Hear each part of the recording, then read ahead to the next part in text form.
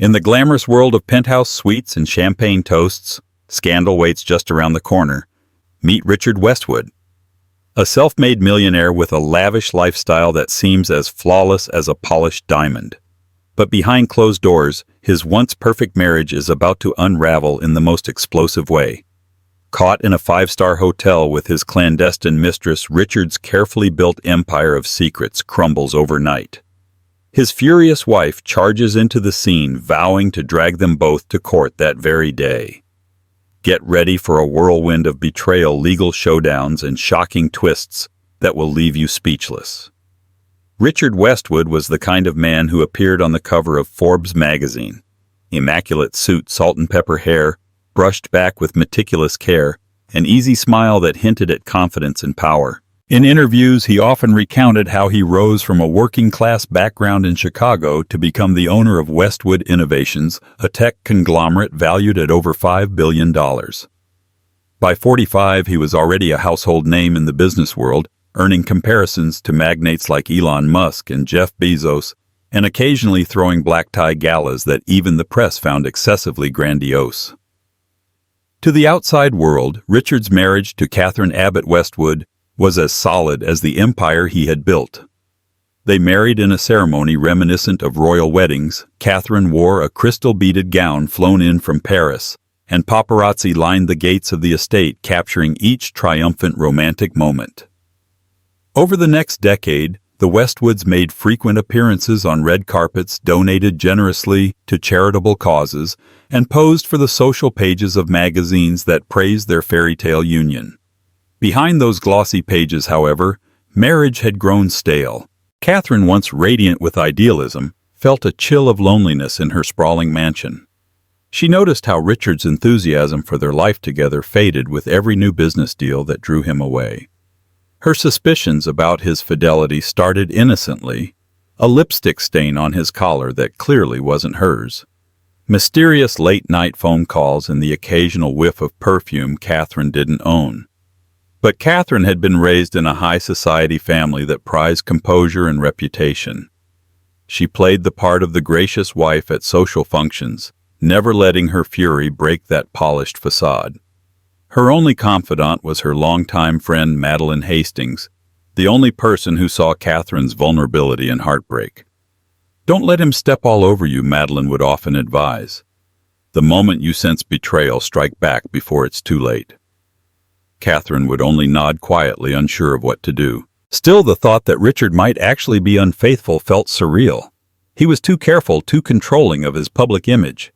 If she were to confront him, she would need solid proof, something undeniable that would give her the upper hand. And so she waited, a quiet storm brewing behind calm eyes. Catherine's suspicions deepened one crisp autumn afternoon when she found an anonymous letter slipped under her front door. The letter was typed with no signature or return address. It read, "Check the Harrington Hotel Room, 1802. He's not alone." Startled and unsettled, Catherine confronted Richard that evening. He offered no confession but maintained a cool civility that only fanned the flames of her doubts. After a terse exchange, Catherine decided to visit the Harrington Hotel herself. She needed answers, and if this cryptic note was the key, she'd follow it. In the days leading up to that fateful encounter, Catherine turned to a private investigator recommended by an acquaintance in the city's social circles. His name was Marcus Green, a man known for his quiet efficiency and steel-like discretion. Marcus's credentials were unassailable. He had once worked as part of a major corporate investigations firm and had ties to reputable legal teams, including the offices of Gloria Allred in Los Angeles, for some of his more high-profile divorce cases. Marcus found that Richard had booked the Harrington's penthouse suite on nights he was supposedly in late meetings. 3 times in the past month, a beautiful woman named Vanessa Lake accompanied him. Vanessa was young, no more than 30, and was employed as a marketing consultant at a small startup rumored to have some tie to Westwood Innovations. Quietly, Catherine instructed Marcus to arrange a stakeout. She wanted photographic evidence that would hold up in any court. But her anger simmered, transforming her from a hurt spouse into a resolute strategist. In her mind, she was already planning the next steps. The legal route, public opinion, her financial security. She wanted to be ready. On a windy Friday evening, Catherine sat in the back seat of a discreet black sedan parked across the street from the Harrington. She watched from behind tinted windows as couples in evening attire stepped out of limousines, some whisked away by uniformed doormen. At precisely 8 o'clock, Richard arrived in his charcoal gray Bentley. He emerged looking every bit the successful entrepreneur, confident stride-tailored jacket, an expression that betrayed not even the slightest worry. Right behind him, slipping from the passenger side, was Vanessa Lake. Catherine's heart pounded. This was the first time she laid eyes on her husband's presumed mistress, petite, dark-haired, her figure silhouetted by the street lamp's glow. With camera in hand, Marcus took several pictures from his vantage point, capturing every incriminating detail. Catherine could hardly breathe as she watched the two enter the hotel. Adrenaline coursed through her veins, mingling with anger and heartbreak. But Catherine was not there merely to watch. She planned to confront them. She stepped out of the sedan, steeled her nerves, and made her way into the lobby. The grand marble floors and gilded chandeliers of the Harrington felt more like the setting of a lavish ball than a trap about to be sprung. Catherine calmly approached the front desk and flashed an elegant smile. "Mrs. Westwood, how lovely to see you," the concierge said, recognizing the famous philanthropist. "Are you here to see Mr. Westwood?" For a moment, Catherine wavered. It struck her how public this confrontation might become.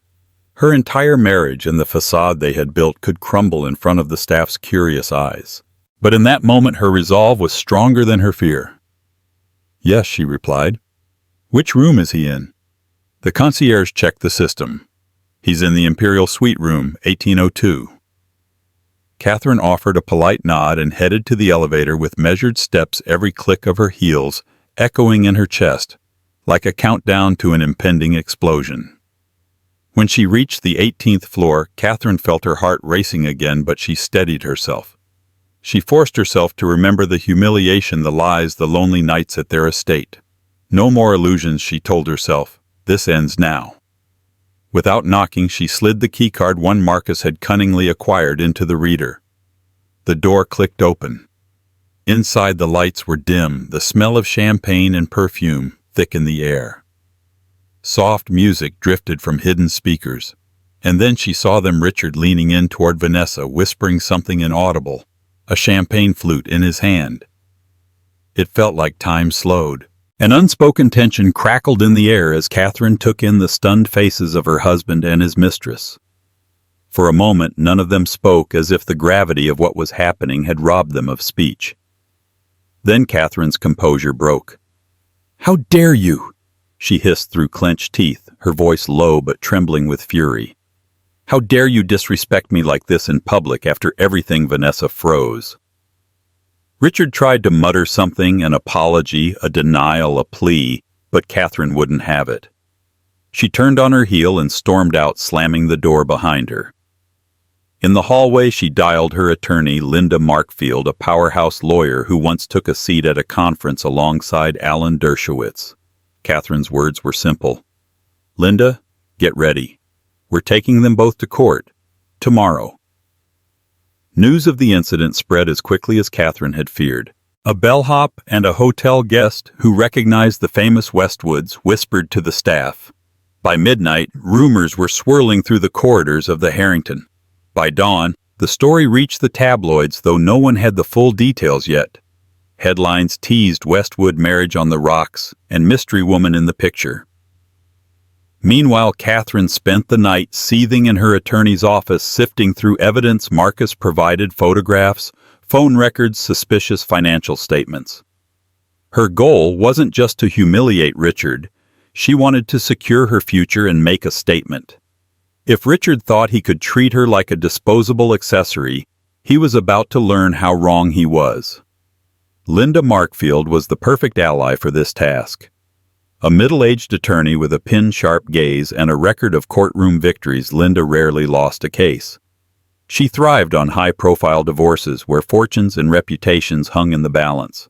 "We can file for divorce, name her as a co-respondent, and drag him into court for all he's worth," Linda stated with calm precision, scanning the evidence. "But are you sure about doing this?" "Tomorrow. Catherine's eyes glinted with a steely determination Linda had never seen before. "Yes," she said, voice unwavering. "He won't see it coming." Meanwhile, in another part of the city, Richard barely slept. Vanessa hovered nearby, clearly shaken. Richard paced in his penthouse living room, phone clutched in hand. "She can't do this," he repeated as if a mantra could change reality. "Not tomorrow. We haven't even tried to settle privately." Vanessa, her expression terrified, hardly knew what to say. She had never experienced legal drama at this scale, especially not involving hundreds of millions of dollars. "You should call your lawyer," she managed to whisper, hands trembling. "Fix this before it escalates." But it was already escalating much faster than Richard could control. His phone buzzed with calls from PR teams, board members of Westwood Innovations, and old friends asking what was happening. The empire he spent decades building was about to shake, and he had to brace for the aftershocks. Saturday morning arrived like an ominous drum roll. The usual calm of the downtown courthouse was replaced by a media frenzy. Journalists from major outlets, the New York Times, Vanity Fair, local Chicago tabloids crowded the steps. They clicked their cameras, jostling for position. Security personnel struggled to keep order, uncertain what exactly was happening, but aware it must be big. Catherine arrived first, stepping out of a black SUV with Linda at her side. She wore a sleek, minimalist black dress and a pair of designer sunglasses that masked any hint of vulnerability. Microphones and cameras immediately assaulted her. "Mrs. Westwood, is it true you caught your husband in a hotel? Do you have any comment? Are you seeking a divorce?" She said nothing. Her stoic expression revealed no sign of regret for turning her family drama into a very public showdown. Moments later, Richard and Vanessa appeared, escorted by Richard's personal attorney, Joseph Klein, a high-profile litigator known for his skill in deflecting blame. Richard seemed tense, his usual composure replaced by the ashen look of a man walking toward a battle he couldn't avoid. Vanessa clung to his arm, visibly upset, uncertain of where to stand or how to act under so many flashing lights. Inside the courthouse, Catherine had filed a dual legal action, an immediate petition for divorce and a civil suit alleging emotional distress and harm to her reputation. The second action was almost unheard of in typical divorces, but Catherine wanted to make Vanessa a direct party to the lawsuit, a dramatic move that signaled she wasn't merely going after spousal support. She wanted accountability from both her husband and the woman who assisted in breaking up her marriage. The presiding judge, a no-nonsense figure named Judge Elaine Whitaker, called both sides into a private hearing room before the public hearing. "This level of media attention is disruptive," Judge Whitaker said sternly. "I will decide how to proceed without turning this courthouse into a spectacle." "Understood." Catherine nodded respectfully, Linda at her side. Richard bowed his head slightly, though it was clear tension gripped him. Vanessa tried to stand behind Richard, but the judge noticed. "Ms. Lake, please stand beside your attorney." Judge Whitaker directed, her voice carrying a subtle edge. Vanessa swallowed nervously, obeying. The judge reviewed Catherine's filing. Her eyebrows rose at the civil suit. "Mrs. Westwood, you've alleged that Ms. Lake contributed to the breakdown of your marriage by knowingly engaging in an affair with your husband. You are seeking damages for emotional distress and reputational harm. Are you prepared for the burden of proof for such a claim?" Linda answered for Catherine. "We have substantial evidence to demonstrate Ms. Lake's knowledge of Mr. Westwood's marital status and her active participation in an affair that caused significant emotional harm to my client. We'll meet our burden." Judge Whitaker nodded slowly, turning her gaze to Richard's attorney, Joseph Klein. "And you, Mr. Klein, your response." Klein cleared his throat. "We categorically deny these allegations. My client has been faithful." He hesitated, then revised. "My client has attempted to address marital disputes privately. We believe this matter can be resolved without dragging Ms. Lake into a frivolous lawsuit. This is purely a personal matter turned into a public spectacle." "Let me be clear," Judge Whitaker said, her tone steely. "I will not tolerate theatrics in my courtroom. If Mrs. Westwood has filed a valid claim, Ms. Lake is indeed a legitimate party to this suit. The divorce petition and the civil suit will proceed as scheduled. With that, the preliminary hearing concluded and both parties were ushered into separate rooms to wait for the official hearing time. The stage was set for a very public legal battle that would test the limits of truth strategy and emotional resilience. As the day progressed, Catherine realized that her actions ignited a frenzy among Richard's corporate partners. At Westwood Innovations headquarters, the board of directors held an emergency meeting. Worried about shareholder confidence, they considered whether Richard should step aside as CEO temporarily. The rumors alone were detrimental to the company's image, and every hour that passed with no resolution only added to the turmoil. One board member, Lawrence Pearson, was particularly vocal. Richard's personal scandal is overshadowing our product launches and raising doubts in the investor community. We need to do damage control. Another member, Paula Romano, defended Richard, insisting that no official wrongdoing has been proven. We should stand by him until the facts come out. The board remained divided. Amid all this, Catherine received an unexpected phone call from Regina Caldwell, an investigative journalist at the Chicago Tribune. Regina claimed she had information that might help Catherine's case. Intrigued, Catherine agreed to meet at a small coffee shop near the courthouse during a midday break. Regina arrived promptly, her press badge tucked discreetly away. "Mrs. Westwood, I've been following your husband's business dealings for years," she began, sipping her black coffee. "And I can tell you that Vanessa Lake may have more reasons than romance for being involved with Richard." Catherine's eyes narrowed. "What do you mean?" Regina took out a folder of documents. "Vanessa Lake's startup Lakeshore Marketing was on the verge of bankruptcy 6 months ago. Yet somehow it received a large cash infusion from an offshore account connected to one of Westwood Innovations' shell companies. I suspect it's hush money or an arrangement to keep the affair secret. If this is true, it changes the legal landscape significantly. It suggests conspiracy, breach of corporate ethics, possibly even misuse of company funds." Catherine leafed through the documents, her pulse quickening. "This is explosive. Why are you telling me this?" Regina shrugged, eyes glinting with the fervor of a reporter chasing a major scoop. "Because if there's corporate fraud involved, it's bigger than just a scandalous affair. And I believe the public deserves the truth. Of course, I'll be reporting on it regardless, but I wanted you to know first. Maybe it helps your case. Maybe it helps me get the story out more effectively." Catherine thanked her, her mind racing with the implications. If it turned out that Richard used corporate funds to finance or conceal his affair, the legal ramifications would be severe, not just for her marriage but for his entire company. Divorce court would be the least of his worries. The official hearing convened in a larger courtroom to accommodate the media presence, though the judge restricted cameras to the hallway. The tension was palpable. Catherine and Linda sat at one table, Richard and Joseph Klein at another, and Vanessa sat behind them, her own attorney fidgeting with a stack of legal documents.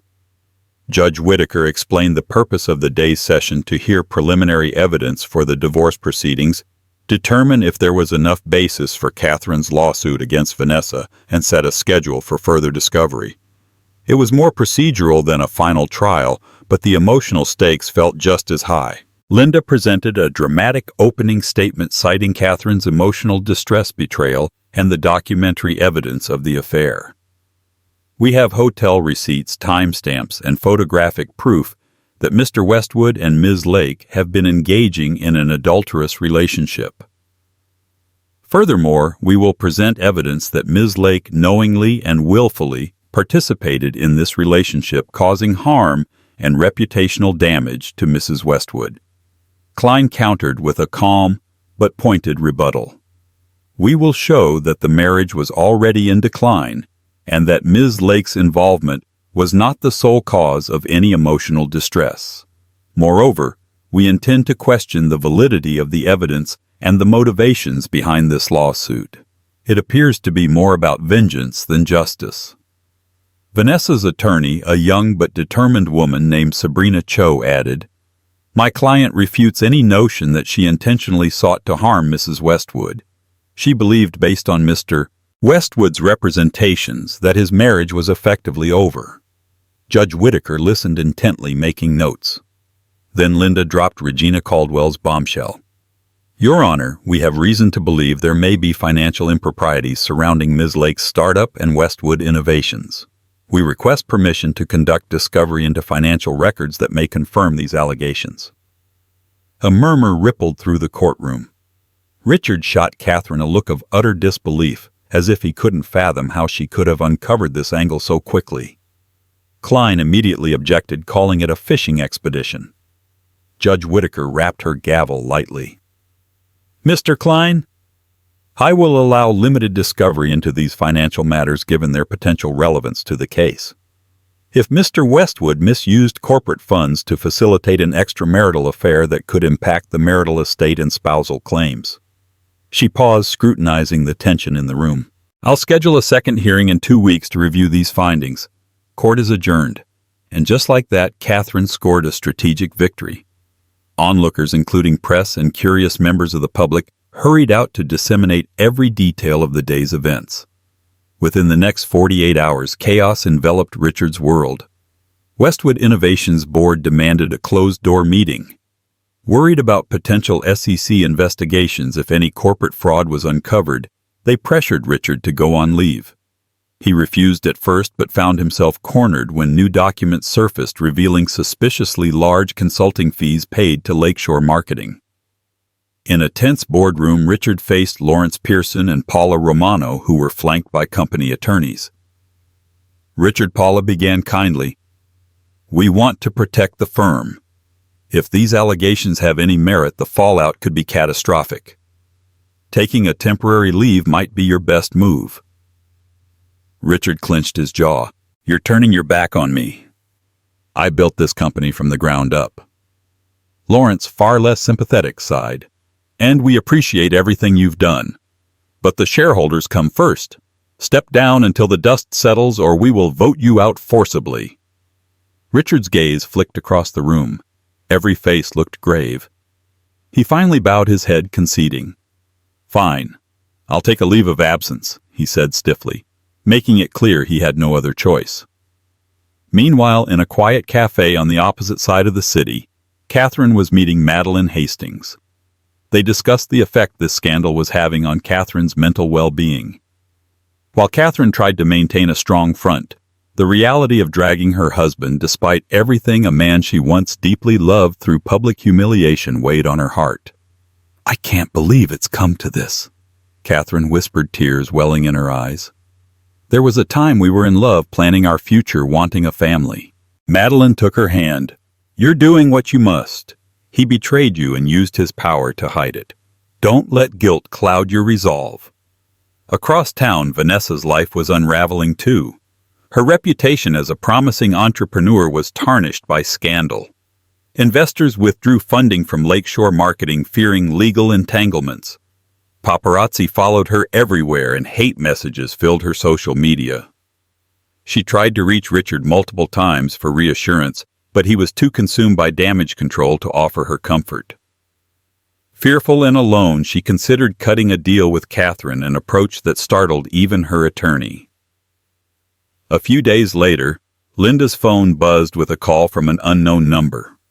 On the other line, Vanessa Lake's voice trembled. "I need to speak to Mrs. Westwood. There are things I'm willing to disclose in exchange for dropping the lawsuit against me. Please. I'm desperate." Linda arranged a meeting in her law office after hours. The lights were dim. The atmosphere was thick with tension and anticipation. Catherine, Linda, Vanessa, and Sabrina Cho sat around a long wooden conference table.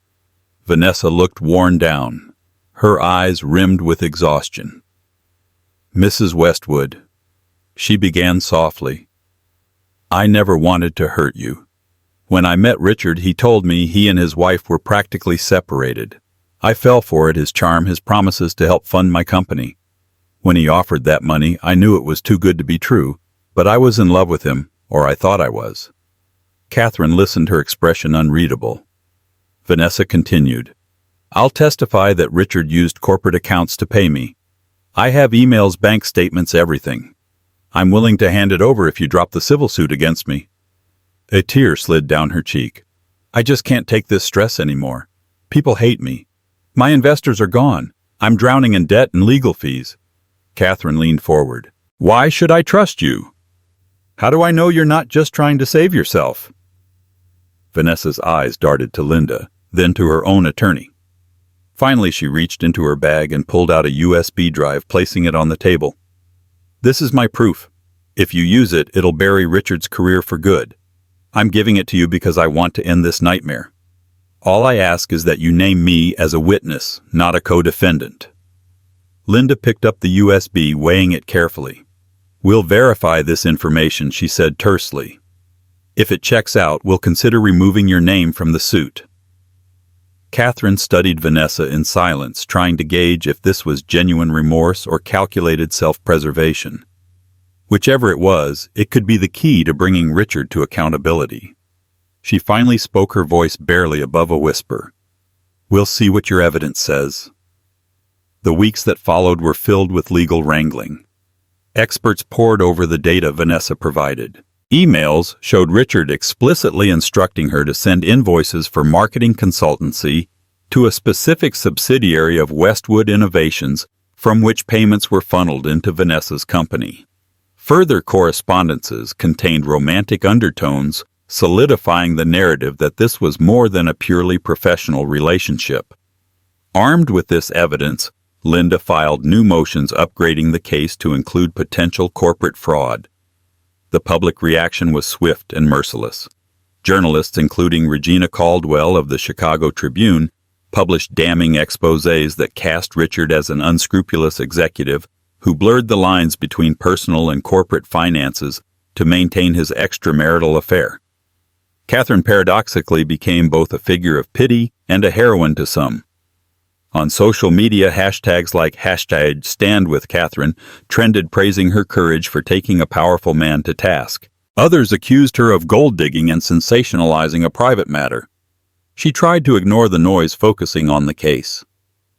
The emotional toll, however, was undeniable. Nights found her restless, haunted by memories of happier days with Richard, times when she believed they were building a future together. Richard, sidelined from his company, holed up in his penthouse, strategizing with Joseph Klein on how to salvage both his personal and professional reputation.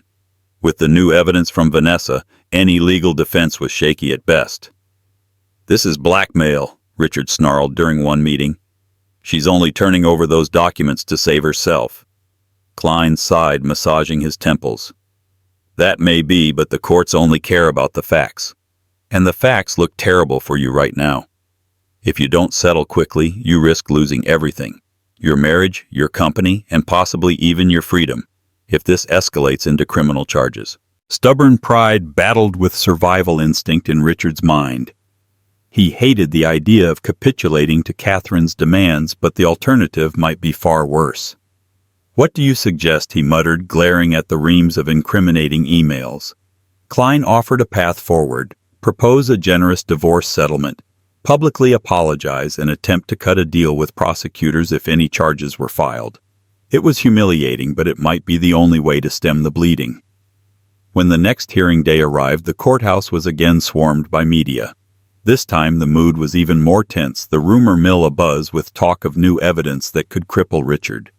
Inside, the gallery was packed. Reporters craned their necks, hoping for a glimpse of fireworks. Judge Whitaker started the session.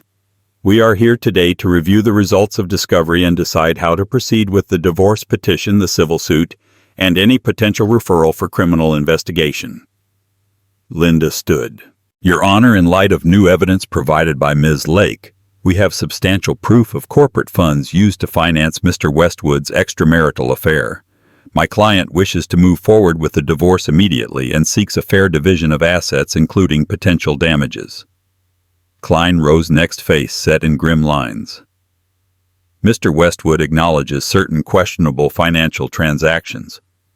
However, we maintain that the civil claims against Ms. Lake be dismissed, as Ms. Lake has cooperated fully and is herself a victim of deceit." Judge Whitaker eyed the attorneys. "Is there a settlement on the table?" Linda glanced at Catherine, who gave a subtle nod. "We have received a proposed settlement," Linda said. "But it is not to my client's satisfaction at this time." Klein interjected, voice tense. "Your Honor, Mr. Westwood is offering a substantial package, $50 million in immediate assets, the marital home, and full spousal support for 2 years. A hush fell over the courtroom. $50 million was no small figure. Catherine remained stoic, eyes locked on the judge. Finally, Linda continued. "We appreciate the offer, but given the public nature of this betrayal, the emotional distress, and the revelations of possible corporate fraud, my client believes the offer does not fully compensate her for her losses, both personal and reputational." Judge Whitaker pursed her lips. "I see. We'll move to trial if no agreement is reached. But I warn you both parties, a public trial will expose private details you may not want in the open." Richard's jaw tightened. He understood the judge's implication all too well. More secrets could come out, perhaps secrets even Catherine didn't know yet. That evening, Catherine experienced a moment she never anticipated: compassion for Vanessa Lake. Over the weeks, she saw how much the young woman had lost: money, reputation, opportunities. There was also the nagging thought that Vanessa might have been manipulated by Richard, the same way he manipulated Catherine with illusions of love. Late one night, Catherine asked Linda to schedule a private meeting with Vanessa again. They met in a small conference room, the tension significantly lower this time. "I'm dropping the civil suit against you," Catherine said to Vanessa's visible relief. "But I have one question. Why did you come forward with those emails and records? You could have tried to hide them." Vanessa sighed, looking down at her hands. "I got caught up in something I couldn't control. Richard always said we'd be together, that he was leaving you, that the money was just to help me until he was free. But it was all lies, a way to keep me quiet. When I saw how serious you were, how fearless, I realized I'd be the scapegoat if I didn't protect myself." Catherine nodded slowly, absorbing Vanessa's words. "Richard was never good at letting anyone else share the spotlight," she said softly. "Thank you for telling me the truth. And for what it's worth, I'm sorry for what this has done to you too." In the hallway after that meeting, Vanessa called after Catherine. "Mrs. Westwood, there's something else." She hesitated, trembling. "Before the hotel incident, Richard told me he had a second phone. He mentioned he'd used it to text another woman. I don't have proof, but if that phone exists, there might be even more secrets. I just thought you should know." The idea that there could be yet another mistress or more hidden affairs made Catherine's head spin. The man she married seemed to have layered deception upon deception. But there was no time for shock. She was preparing for what could be the biggest trial of her life. Rain drizzled down the courthouse steps like a curtain of tension, each drop adding to the weight in Catherine's chest. The day of the final showdown had arrived, not with a bang, but with a grim, cold whisper from the clouds. Umbrellas clustered around the courthouse entrance as journalists, photographers, and curious onlookers jostled for position. The buzz was deafening. Everyone wanted to witness the collapse of Richard Westwood's empire. Catherine stepped from the black SUV with poise that masked the war raging inside her. Dressed in a navy blue trench coat with her hair swept into a low chignon, she looked every bit the woman in control. But her palms were damp, her breath shallow. She wasn't just walking into court, she was walking into the final chapter of a life she had once believed would last forever. Inside, the courtroom buzzed like a live wire.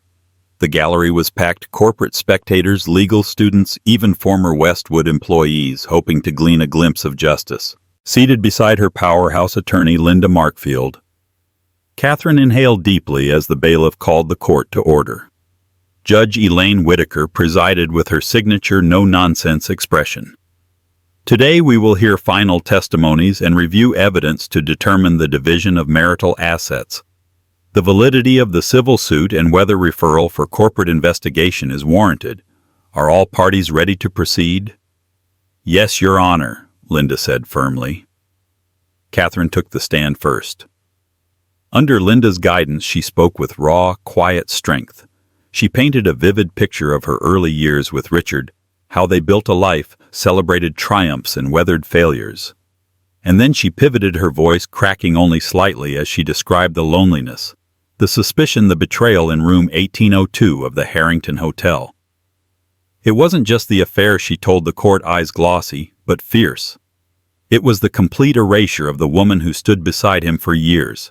He didn't just cheat on me, he tried to erase me. Linda nodded slowly, drawing the courtroom deeper into the emotional core. And what did it feel like when you learned that company funds were being funneled to facilitate this affair? It was like learning the ground beneath my feet had never been solid, Catherine whispered. The marriage, the trust, even the company. It was all a facade. Then came the moment everyone anticipated, the introduction of evidence from the second phone messages, secret payments, encrypted emails. It wasn't just Vanessa. There were flirtations with other women, coded language, payment promises, travel arrangements. The court didn't have full names, but the patterns were damning. When Richard was called to the stand, he looked visibly diminished. The man who once dominated boardrooms now shifted nervously in his chair, his tailored suit seeming to hang looser on his frame. Joseph Klein did his best to humanize him. Mr. Westwood was under significant pressure. He made regrettable decisions, yes, but he is not a criminal. He is a man who lost control. Under cross-examination, however, Linda exposed the cracks. Richard struggled to explain the payments, especially those that couldn't be tied to any legitimate business service. When asked about the second phone, he stammered. It was for privacy, he muttered. I needed to separate personal and professional. You mean to separate your lies from your obligations? Linda countered sharply. The courtroom held its breath. Then came the final blow. Vanessa Lake's recorded testimony previously submitted to the court was played aloud. In it, she detailed how Richard had instructed her on how to submit invoices to shell companies. He said it was the only way we could keep our arrangement private. Her voice echoed in the courtroom. I didn't realize how deep it all ran until it was too late. Judge Whitaker called a recess to allow both legal teams to confer. The mood shifted rapidly, buzzing whispers, hurried scribbles from reporters. In the private conference room, Richard was pale, sweaty, and visibly shaken. I want to end this, he said, finally looking Catherine in the eyes for the first time in weeks. I'll give you more. Just end it before it gets worse. Catherine didn't flinch. She turned to Linda. Make it ironclad. Hours later, the courtroom was called back into session. Linda stood with the final declaration. Your Honor, we have reached a comprehensive settlement agreement.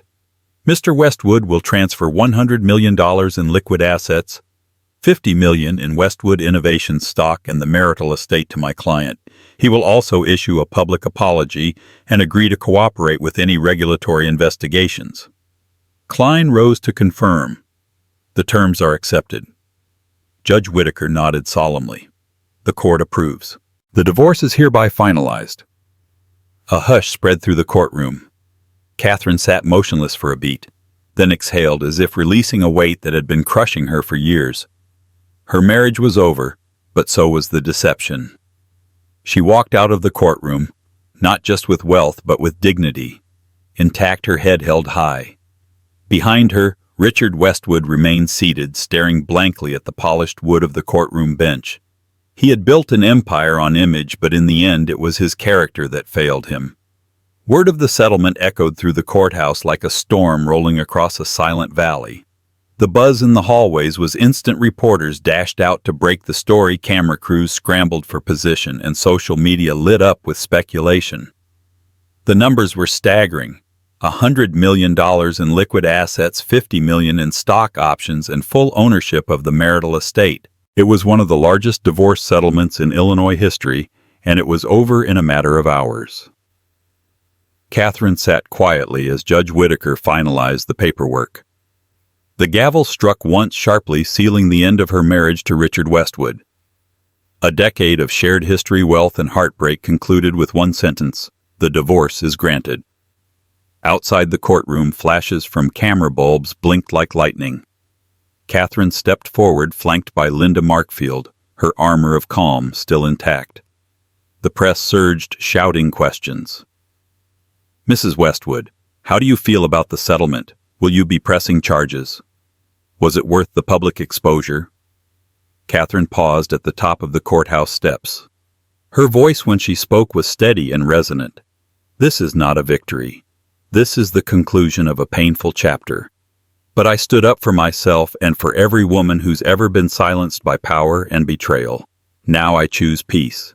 Then she turned and walked away, leaving reporters shouting behind her, their voices swallowed by the clicking of heels and thunderclouds gathering in the distance. Inside, Richard remained seated in the courtroom, slumped in a chair that seemed suddenly too large for him. His attorney, Joseph Klein, whispered something he didn't hear. His thoughts were consumed by what he had just lost: his marriage, his reputation, and the company he'd built from the ground up. The settlement had not just dented his fortune. It had shattered the illusion of control he once clung to. As part of the settlement, Richard agreed to cooperate with any regulatory investigations. With the financial records Catherine now had, it was only a matter of time before Westwood Innovations would come under formal review. The board had already voted to suspend him indefinitely as CEO. His fall from grace was no longer speculation, it was reality. Vanessa Lake, sitting quietly at the back of the room, had watched the proceedings unfold with a mix of dread and relief. She was officially removed from the civil suit, but the damage to her name was irreversible. Her business was defunct, her investors had fled, and the online harassment had not ceased. She slipped out of the courthouse unnoticed, head down, scarf wrapped tightly around her face. That evening, Catherine returned to the estate alone. The house felt cavernous now, more a museum of broken promises than a home. Yet it was hers. She walked through each room in silence, taking in the portraits, the polished floors, the memories etched into corners she used to overlook. In the master bedroom, she found herself staring at the empty bed, recalling all the nights she had laid there alone while Richard claimed to be working late. She did not cry. Instead, she opened the French doors to the balcony, breathed in the cool night air, and allowed herself the smallest, quietest smile. It was over. Not just the legal battle, but the constant waiting, the emotional exile, the slow erosion of her self-worth. Now she could rebuild. In the days that followed, Catherine's life took on a new rhythm. She avoided interviews, ignoring offers from talk shows and reality TV producers, eager to capitalize on her story. Instead, she focused on something that had long been neglected: herself. She hired a financial advisor and began planning charitable initiatives, a scholarship fund for young women in law grants, for small businesses owned by women of color, and a crisis shelter for women experiencing emotional abuse. At a press fundraiser weeks later, she stood on stage, a portrait of composed resilience. "My story is not unique," she told the crowd. "Millions of women experience betrayal, deception, and emotional devastation without the cameras, the courtrooms, or the settlements. I want to use what I've endured to make sure others don't feel as alone as I once did." The audience gave her a standing ovation.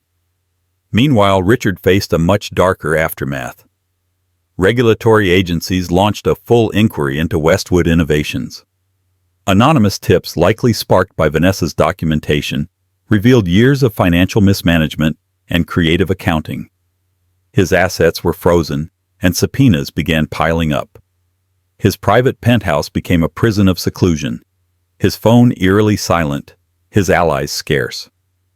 He issued a public apology on social media, ghostwritten by PR specialists, but it did little to stem the tide of public opinion.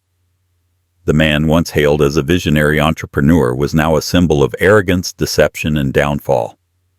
As for Vanessa, she quietly left Chicago. A friend told a tabloid she was living somewhere in Northern California under a new name, writing a memoir that might never see the light of day. Her once bright career now existed only in archived web pages and forgotten LinkedIn profiles. But for Catherine, the future no longer felt like something to fear. It was hers to shape. She wasn't just the woman who took down Richard Westwood. She was the woman who stood back up. The media firestorm surrounding Richard Westwood's fall from grace didn't fade, it only evolved. In the weeks following the court's dramatic ruling, headlines continued to dissect every angle of the case: the betrayal, the financial scandal, and the unprecedented settlement. Cable news analysts debated Catherine Westwood's courtroom strategy, calling it a masterclass in elegant vengeance.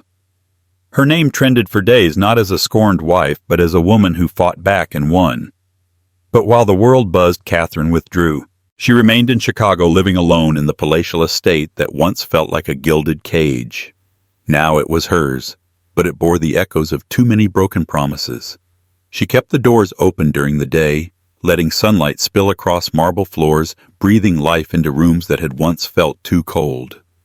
At night, she would sit on the terrace with a glass of wine, reflecting not just on what she had lost, but on what she had reclaimed. Peace, freedom, her voice. Rather than allow her victory to become tabloid fodder, Catherine poured her energy into something meaningful. With Linda's guidance, she launched a foundation called the Abbott Initiative, named after her mother's family, known for its legacy of civic service. The foundation offered legal aid and emergency funding for women navigating divorce, coercive relationships, and financial dependency. It wasn't just philanthropy, it was healing. At the initiative's launch, Catherine spoke candidly for the first time since the settlement. "I never imagined I'd be standing here not as a wife or socialite, but as a survivor and an advocate," she said. "What happened to me was personal, painful, and very public. But if my story can give another woman the strength to walk away to speak up, then it wasn't for nothing." Applause filled the hall. For the first time in a long while, Catherine smiled, not out of politeness, but from a place of genuine pride. Elsewhere in the city, Richard Westwood was unraveling. Once at the helm of a $5 billion empire, he now found himself exiled from the very boardroom he built.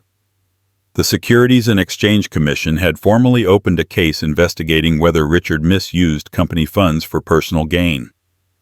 Lakeshore Marketing, the startup run by Vanessa Lake, had been dissolved. Several shell corporations linked to Richard were under audit. Bank accounts were frozen. Depositions loomed. He had lost not only his company but his reputation. Richard tried to maintain appearances. He hired a new PR team. He issued a carefully worded apology on national television, claiming errors in judgment and citing the strain of leadership. But the public wasn't buying it. Stockholders pulled out. Business journals published editorials calling him a cautionary tale. The man once compared to Steve Jobs now became a meme for corporate greed and personal downfall. In private, Richard fared worse. His penthouse, once a symbol of his triumph, grew silent and suffocating. He'd pace for hours, replaying every mistake, every conversation, every choice that had led to this cliff's edge. He tried reaching Catherine twice, once through her lawyer and once through a handwritten letter. Both were ignored. He understood, and it hurt. Vanessa Lake, too, had vanished from the spotlight. After turning over critical evidence, she packed what little she had and moved to California. A contact told a magazine that she was living near Monterey, working anonymously as a freelance copywriter. Rumors floated about her writing a memoir, but if she was, it was in secret. She wanted nothing more than distance from the scandal, from Richard, from the name Vanessa Lake. And yet, she couldn't quite escape the guilt. In quiet moments, she still replayed the look on Catherine's face the night they met across the table, Vanessa trembling with shame.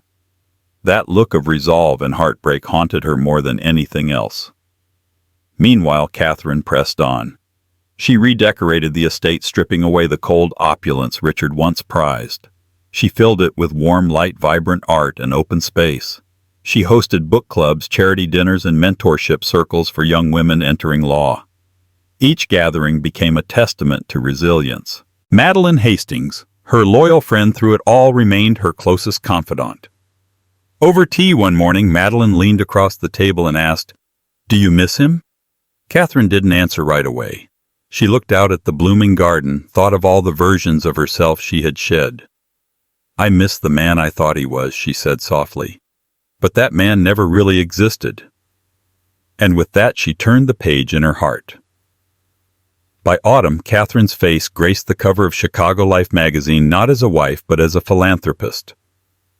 The headline read, "From Betrayal to Brilliance, Catherine Westwood's Second Act."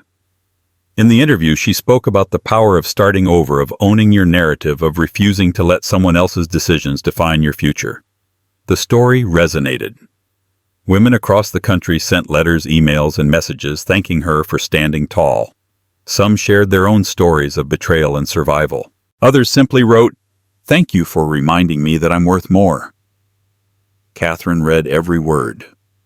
One night as she walked through the garden beneath the stars, she whispered to herself, "I thought this ending would break me, but it became my beginning." And so, with the world watching, with Richard retreating into obscurity and Vanessa learning to live again, Catherine did what few expected. She didn't fade. She rose. The roller coaster drama of Richard Westwood's downfall and Catherine's quest for justice is a cautionary tale for anyone enthralled by wealth and power. When secrets bubble to the surface, the empire you've built, no matter how grand, can crumble overnight. As Catherine stands on her own 2 feet, she realizes that true security doesn't come from a lavish lifestyle but from self-respect and integrity. Vanessa's desperate search for an escape and Richard's looming legal reckoning show how tangled the web of lies can become when ambition collides with betrayal. Thank you for joining us on this wild ride. If you enjoyed this story, please like this video, share it with friends who love a good drama, and subscribe to our channel for more thrilling tales. Your support helps us create more content that pulls back the curtain on scandal, heartbreak, and ultimate redemption. Stay tuned for our next riveting story.